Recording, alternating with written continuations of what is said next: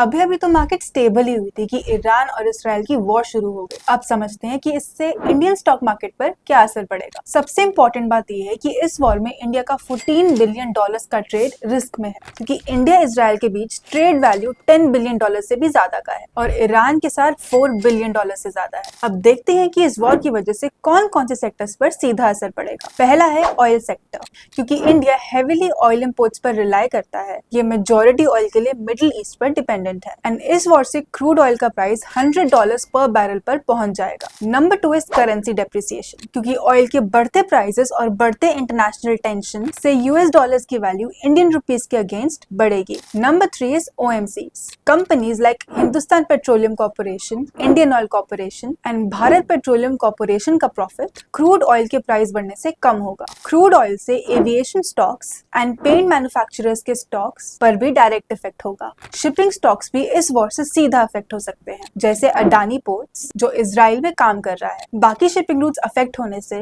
फ्रीट cost 40 to 50% से बढ़ सकती है। नंबर 4 इज फिजिकल गोल्ड, जिसकी डिमांड बढ़ सकती है as it provides a safe investment. इस वॉर से जुड़ी और इन्फॉर्मेशन के लिए आप हमें सब्सक्राइब कर सकते हैं।